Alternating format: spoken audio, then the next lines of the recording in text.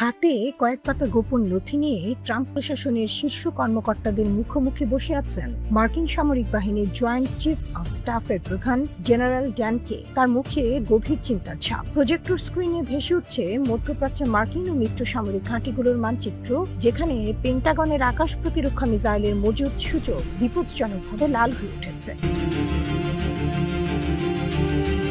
General Dan কেন টেবিলের ওপর হাত রেখে অত্যন্ত শীতল গলায় মার্কিন ভাইস প্রেসিডেন্ট জেডি ভ্যান্স, পররাষ্ট্রমন্ত্রী মার্কো রুবিও এবং CIA প্রধান জন জার্টলিফকে আসল বাস্তবতা জানিয়ে দিলেন। শুধু বিমান বা ক্ষেপণাস্ত্র হামলা চালিয়ে ইরানকে হারানোর দিন শেষ। এই যুদ্ধ এখন উল্টো যুক্তরাষ্ট্রের ওপরেই মারাত্মক আঘাত হয়ে ফিরে আসছে।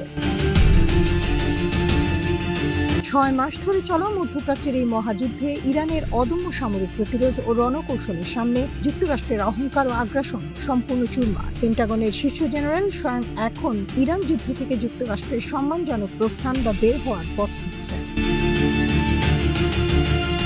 মার্কিন সুপার পাওয়ারের অহংকার চূর্ণ, ফাঁকা গোলাবারুদ ও সীমিত সক্ষমতা। ডোনাল্ড ট্রাম্প দীর্ঘদিন ধরে ইরানের বেসামরিক পরিকাঠামো এবং হরমুজ প্রণালী লক্ষ্য করে ক্ষেপণাস্ত্র হামলার হুমকি দিয়ে আসছিলেন, কিন্তু ঘরের ভেতরের খবর হলো যুক্তরাষ্ট্রের কাছে হামলা সেই সক্ষমতাই আর অবশিষ্ট নেই।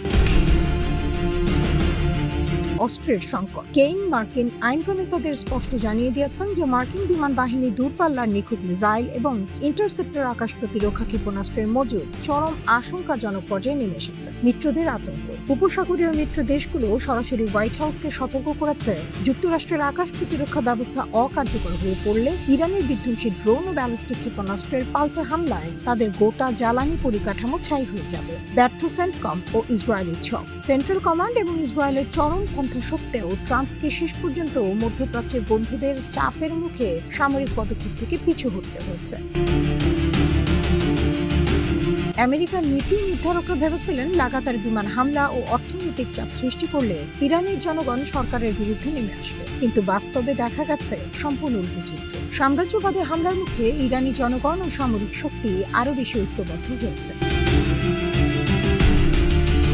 পেন্টাগনের নথিতে স্বীকার করা হয়েছে, বেসামরিক অবকাঠামোতে আক্রমণ চালিয়ে ইরানকে আত্মসমর্পণ করানো বা হারানো অসম্ভব। উল্টো যুক্তরাষ্ট্র যত বেশি হামলা চালাচ্ছে, ইরানের আঞ্চলিক প্রতিরোধ ব্যবস্থা ততটাই শক্তিশালী ও অপ্রতিরোধ হয়ে উঠছে। পেন্টাগন এবং CIA এখন যুদ্ধ জয়ের আশা ছেড়ে দিয়ে কেবল ট্রাম্পকে একটি প্রতীকী বিজয় এনে দেওয়ার পথ খুঁজছে, যাতে ট্রাম্পের মুখ রক্ষা হয় এবং বিশ্বমঞ্চে যুক্তরাষ্ট্রের পতন পুরোপুরি উন্মোচিত না হয়। মার্কিন প্রশাসনের শীর্ষ কর্মকর্তারা মানছেন, হরমুজ প্রণালী পুনরায় খুলে দেওয়ার বিষয়ে ইরানের শর্ত মেনে একটি কূটনৈতিক সমঝোতাই ওয়াশিংটনের একমাত্র লোক পাওয়ার উপায়। পেন্টাগন গোপনে ইমেইল চালাচালি শুরু করেছে কিভাবে কোনো মতে নিজেদের মুখ রক্ষা করে এই অনন্ত যুদ্ধ থেকে বের হওয়া যায়।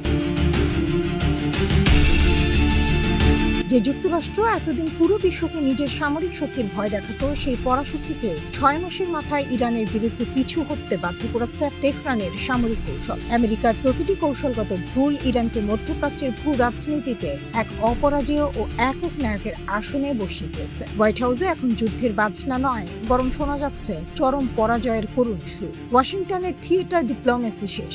মধ্যপ্রাচ্যের নতুন মানচিত্রে এখন কেবল ইরানের অদম্য সার্বভৌমত্বের জয় জয়কার।